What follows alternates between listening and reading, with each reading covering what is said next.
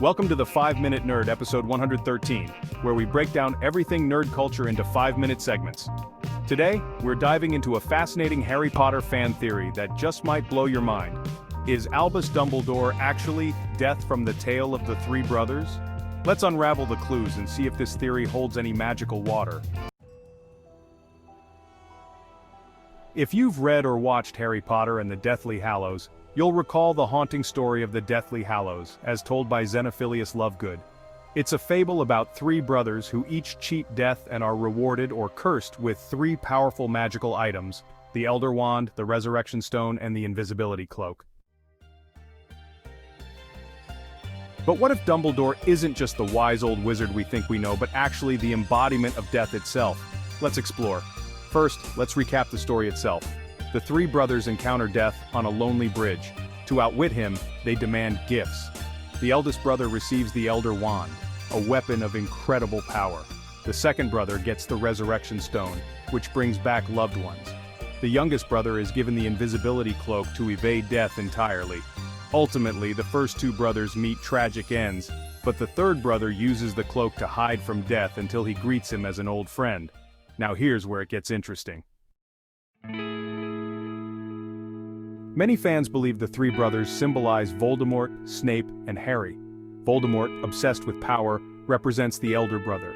Snape, driven by loss and longing for Lily, embodies the second. Harry, who escapes death time and again, is the youngest brother. If that's the case, then who is death? The one who grants these gifts. Enter Albus Dumbledore.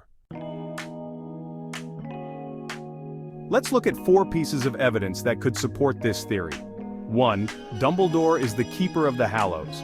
Dumbledore has a direct connection to all 3 Deathly Hallows. He possesses the Elder Wand, retrieves the Resurrection Stone, and entrusts Harry with the Invisibility Cloak.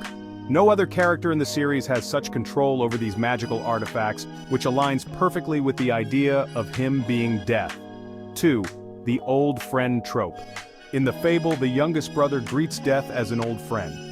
This mirrors Harry's relationship with Dumbledore, especially in the Deathly Hallows. After Voldemort's killing curse strikes Harry in the Forbidden Forest, Harry has a vision of King's Cross where he meets who else? Dumbledore. Their conversation feels like a reunion of close companions, and Harry ultimately returns to life, much like the youngest brother in the fable. 3. Dumbledore's omniscience. Dumbledore often seems to know more than he should. He orchestrates events with almost supernatural foresight, guiding Harry through challenges and dangers while remaining in the shadows. Death, in mythological terms, is often portrayed as omnipresent and all-knowing, a force that oversees life's journey without intervening directly, much like Dumbledore. 4. The Master of Death. Dumbledore's infamous quote, "Do not pity the dead, Harry, pity the living," reflects his intimate understanding of life and mortality. He also speaks openly about his own mistakes, such as his desire for power when he sought the Hallows in his youth. He doesn't fear death, but respects it, a key characteristic of the fabled death figure. Of course, not everyone agrees with this theory. Critics argue that Dumbledore's flaws and humanity make him a poor candidate for the personification of death. He's made mistakes, big ones, including trusting the wrong people and failing to protect certain students. But perhaps these flaws don't disqualify him. Instead, they make him a more nuanced representation of death, not as a villain, but as a guide and mentor who understands the inevitability of the end. What makes the Dumbledore is death theory so compelling is its thematic alignment with the series. Harry Potter is a story about facing fears, including the ultimate fear of death. Dumbledore's calm demeanor and cryptic wisdom embody the idea that death isn't something to be feared, but a natural part of life's cycle. Additionally, this theory adds a poetic layer to the story. It reframes Dumbledore's role from mere mentor to a cosmic force steering Harry toward his destiny. It also offers a new lens through which to view the saga's events, connecting the fable of the three brothers to Harry's journey in a deeply symbolic way.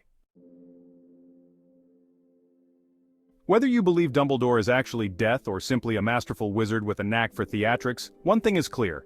J.K. Rowling's world is rich with layered storytelling and endless room for interpretation. This theory, like so many others, keeps fans engaged, sparking debates and adding new dimensions to a story we thought we knew inside and out. That's it for this episode of 5-Minute Nerd.